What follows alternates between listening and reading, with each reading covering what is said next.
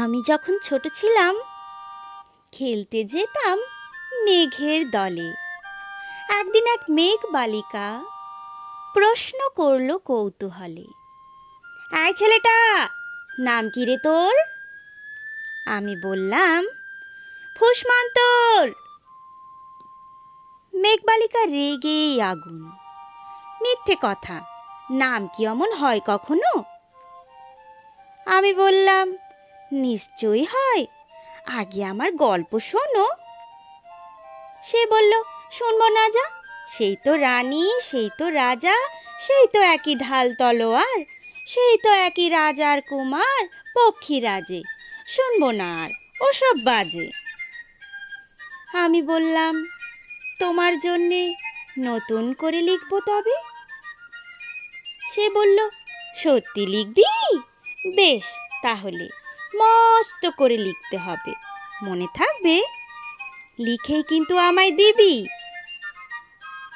আমি বললাম, তোমার জন্যে লিখতে পারি এক পৃথিবী।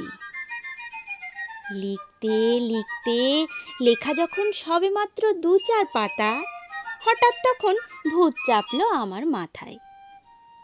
খুঁজতে খুঁজতে চলে গেলাম ছোটবেলার মেঘের মাঠে। গিয়েই দেখি চেনা মুখ তো একটিও নেই এ তল্লাটে। একজনকে মনে হলো ওরই মধ্যে অন্যরকম। এগিয়ে গিয়ে বলি তাকেই, তুমি কি সেই মেঘ বালিকা? তুমি কি সেই? সে বলেছে, মনে তো নেই, আমার ওসব মনে তো নেই। আমি বললাম, তুমি আমায় লেখার কথা বলেছিলে। সে বলল, সঙ্গে আছে, ভাসিয়ে দাও গায়ের ঝিলে। আর হ্যাঁ শোনো, এখন আমি মেঘ নই আর, সবাই এখন বৃষ্টি বলে ডাকে আমায়।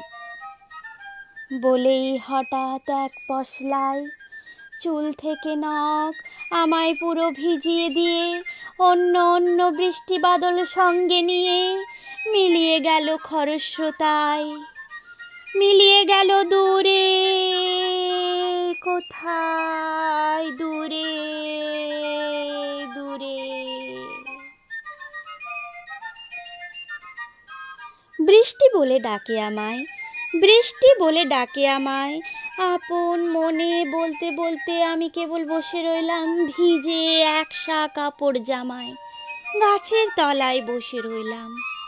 বৃষ্টি নাকি মেঘের জন্য? এমন সময় অন্য একটি বৃষ্টি আমায় চিনতে পেরে বলল, তাতে মন খারাপের কি হয়েছে, যাও ফিরে যাও, লেখো আবার। এখন পুরো বর্ষা চলছে, তাই আমরা সবাই এখন নানান দেশে ভীষণ ব্যস্ত, তুমিও যাও, মন দাও গে তোমার কাজে। বর্ষা থেকে ফিরে আমরা নিজেই যাব তোমার কাছে। এক পৃথিবী লিখবো আমি,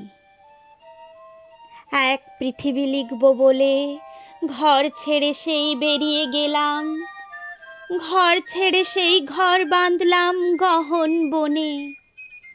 সঙ্গী শুধু কাগজ কলম, একাই থাকবো, একাই দুটো ফুটিয়ে খাবো, দু এক মুঠো ধুলো বালি, যখন যারা আসবে মনে তাদের লিখবো, লিখেই যাব। এক পৃথিবীর ১০০ রকম স্বপ্ন দেখার সাধ্য থাকবে যে রূপকথার, সে রূপকথা আমার একার।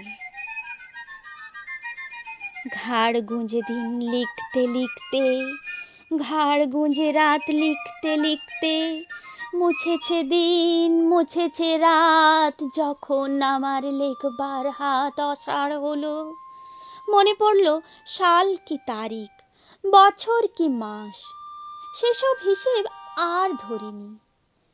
লেখার দিকে তাকিয়ে দেখি এক পৃথিবী লিখবো বলে একটা খাতাও শেষ করিনি। সঙ্গে সঙ্গে ঝমঝমিয়ে বৃষ্টি এলো খাতার ওপর, আজীবনের লেখার ওপর।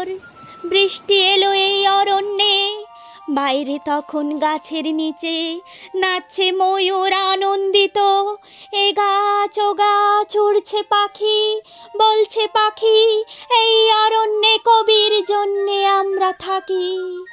বলছে ওরা কবির জন্যে আমরা কোথাও, আমরা কোথাও, আমরা কোথাও হার মানিনি। কবি তখন কুটির থেকে তাকিয়ে আছে অনেক দূরে, বনের পরে, মাঠের পরে, নদীর পরে, সেই যেখানে সারা জীবন বৃষ্টি পড়ে, বৃষ্টি পড়ে, সেই যেখানে কেউ যায়নি, কেউ যায় না কোনো দিনই। আজ সে কবি দেখতে পাচ্ছে সেই দেশে, সেই ঝর্ণা তলায় এদিক ওদিক ছুটে বেড়ায় সোনায় মোড়া মেঘ হরিণী, কিশোর বেলার সেই হরিণী।